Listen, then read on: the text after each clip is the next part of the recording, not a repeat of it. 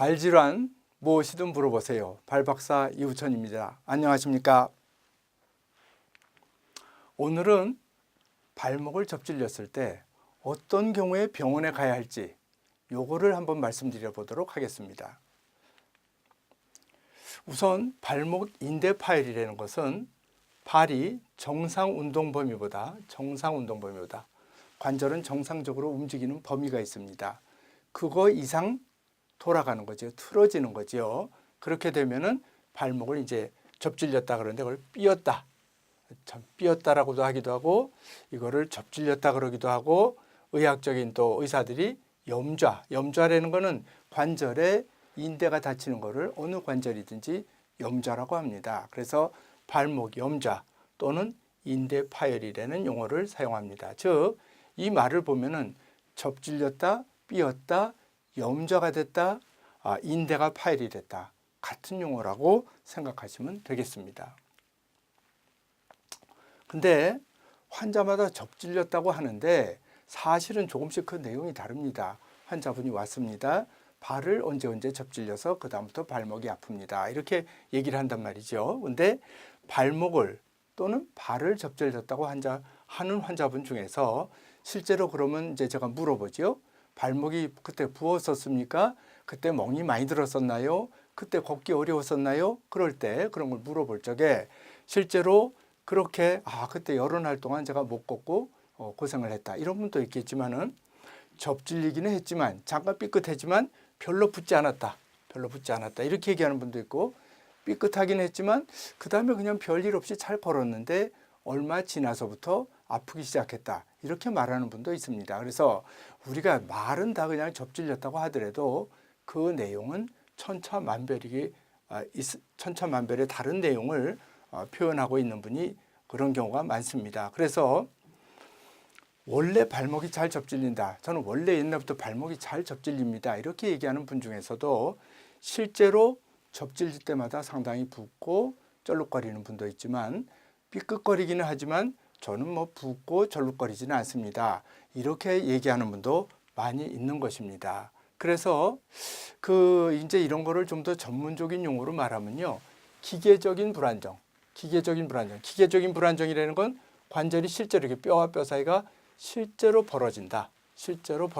이런 거를 기계적 불안정이라고 그러고 기능적 불안정. 기능적은 내가 불안한데 삐끗삐끗은 하지만 실제로 관절이 뼈와 뼈 사이가 벌어지는 것도 아니고 즉 인대가 많이 파열되어 있는 것도 아니고 그런 상태에서 이 두 가지를 구별해서 항상 그렇게 생각하고 있습니다. 그래서 다시 원래 이 오늘 얘기의 제목으로 돌아가서 그러면 언제 병원에 가야 하느냐? 그 결론은 쉽게 말하면 붓고 많이 아프면 병원에 간다. 이제 이렇게 말씀을 드릴 수 있겠고요. 붓지 않고 내가 지금 삐끗했는데 붓지도 않고 걷는데 별 문제가 없다. 그러면은 병원에 가지 않고 좀 기다려봐도 좋을 것 같습니다.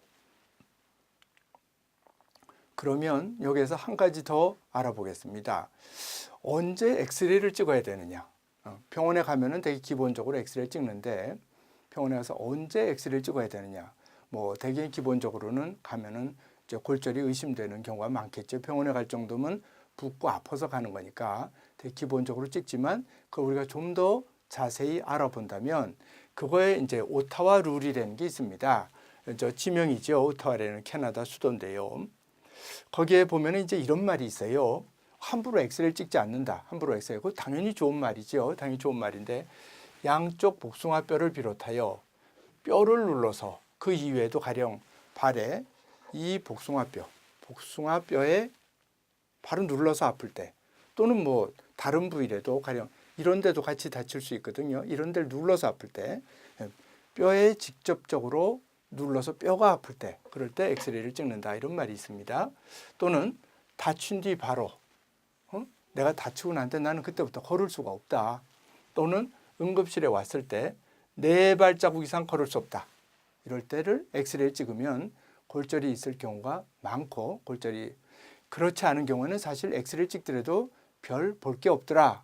이런 의미에서 오타와 룰이라는 것을 만들어 얘기를 했는데요. 실상은 이게 캐나다 오타와 아니겠습니까? 캐나다는 아주 광대한 국토를 가진 나라이고 그 중에서 의사에게 병원에 쉽게 갈 수 없는 분들은 전문의 특히 갈 수 없는 분이 많기 때문에 이런 거를 만들어서 이럴 땐 꼭 엑스레이를 찍어봐야 된다.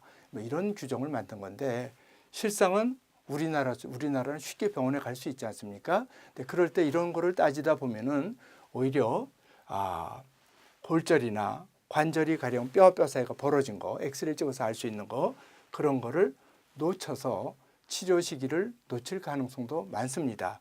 그래서 결론적으로 다시 얘기를 하자면 언제 병원에 가느냐? 그러면 붓고 아프면 병원에 간다.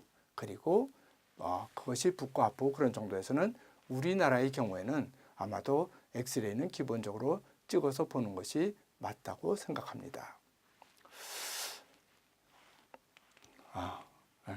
오늘도 끝까지 얘기를 들어주셔서 대단히 감사합니다.